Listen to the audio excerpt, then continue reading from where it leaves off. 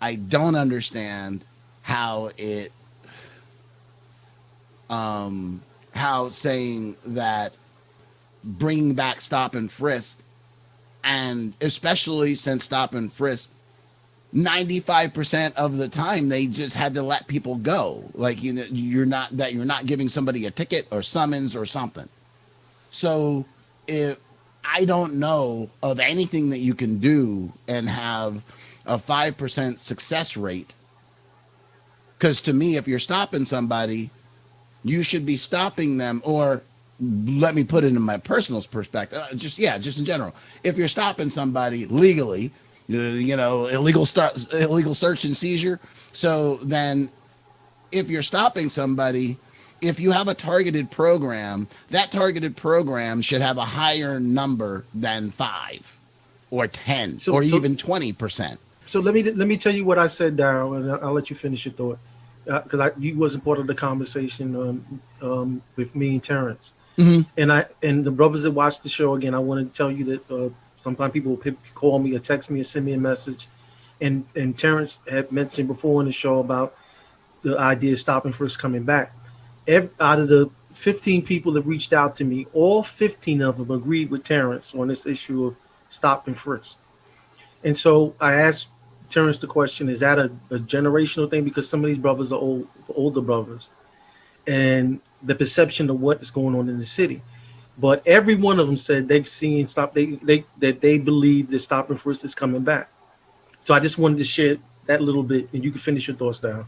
Yeah, and so it concerns me, like I said, when that was at its height, I was teaching out in Jamaica, Queens, and just seeing how my students were getting dealt with out there.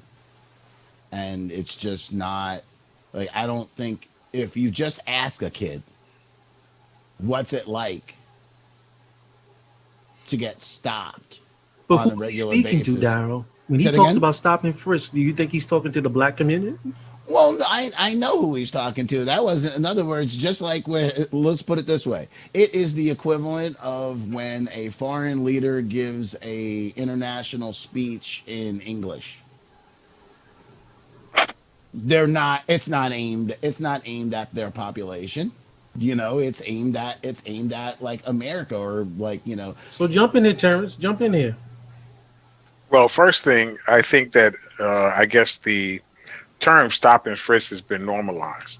The truth, and it's been normalized because that has been the practice. You jump out of a car, you pat somebody down, and you hope for the best, but 95% of the time you end up with nothing.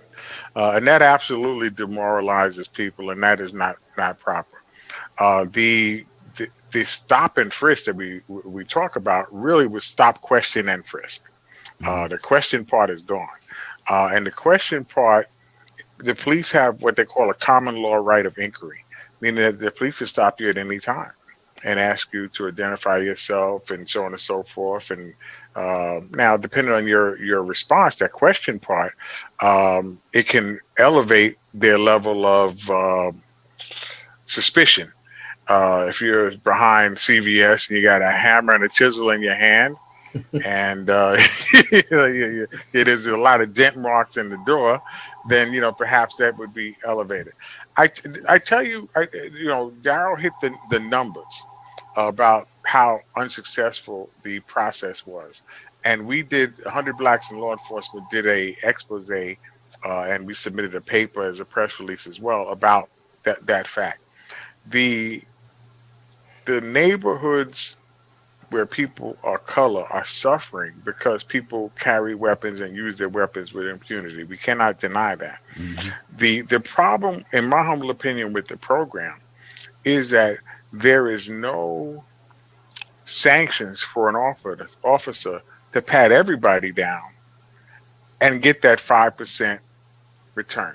So therefore, simply something as simple as if if you stop and number, because one of the things that happen is that now you're supposed to record at least a physical description. Somebody may say, kiss my ass. Oh, well, I'm not telling you who I am, and you just jot it down. But there is no sanctions for the officer that has a 5% success rate as opposed to the officer has a 50% success rate or a 90% success rate.